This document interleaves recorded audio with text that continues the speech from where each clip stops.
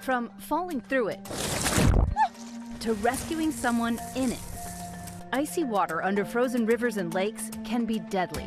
So we came here to Logansport, Indiana, and this huge frozen quarry. But how can you tell how thick the ice is? And what if I were to fall in? How do you survive? A lot of times people don't realize how thick or how thin the ice is. You can get trapped underneath or could injure yourself hitting your head on the way down.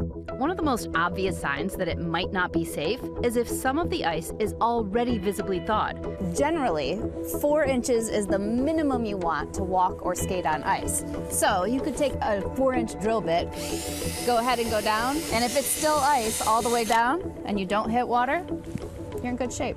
Test it again 100 feet and another 100 feet. You want to make sure because ice can be different at different places in the lake. Experts say if you don't know, don't go. The ice we're standing on now is about 8 inches thick, so if we want to get in, we're going to need to cut. Cue the rescue divers of the Indiana State Police. And since this is only a simulation, they cut out a clean triangle shape. That way I don't get cut by the jagged edges of the ice when I eventually take the plunge. I'm also attached with a safety line, so if I go under, they can pull me back up. But before I go in, we're gonna show you how to get someone else out. Zach, one of our rescue divers, he's gonna play the victim.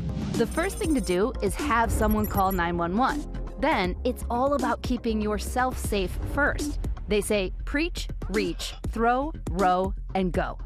Preach, or tell the victim how to self-rescue. Kick your legs, get horizontal, and pull yourself along the ice. If you're safely close enough, reach the victim with something like a hockey stick, ladder, or... Almost everybody's got a jacket on, so you can get that as close to the victim as possible and give them a little leverage to get out. If you can't reach the person that fell in, find something to throw, like a rope or extension cord. Finally, row and go. If you find a canoe laying around, scoot that along the ice so that way if the ice breaks, you're still safe and in a boat. Now it was my turn. With an ambulance standing by, rescue divers on the surface and underwater. So here we go. I'm walking along and you just step in.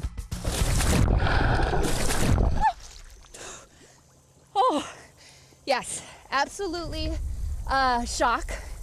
And let me go ahead and come over to you if I can, because I feel like my legs already can't move, but that might just be my brain telling me that. Oh. This is the moment most people panic, which can lead to tiring yourself out to the point where you can no longer stay above the water. To help you stay calm, remember that you have time. Use the 1-10-1 rule. Give yourself 1 minute to get control of your breathing and get used to the water.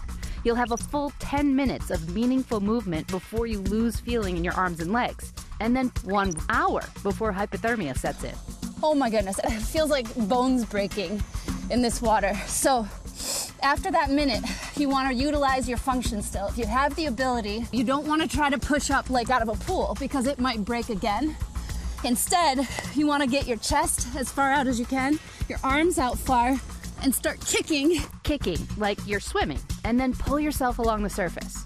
So you can almost birth yourself, like a seal or a whale, onto the ice. And then crawl, or if your arms and legs are numb from the cold, you can even roll to safety. I think I need to warm up. Wow. Another Ginger. really important tip, Wow. though, if you fall through the ice, turn back in the direction you came from, because just a step or two earlier, that ice did hold your weight, so that would be the strongest place. And I can't stress it enough, if you don't know, don't Absolutely. go. And Yeah. please tell your kids, because again, we're kind of working with generations of folks that maybe haven't run into this ice, and it's important to remember. That is really life-saving right there, Yeah. what you just shared. It's a And lot so to remember, great. but you do have more time, and I think that's the thing to remember. 1-10-1. Yep. 1-10-1. All right, Jen, thank you. You got it.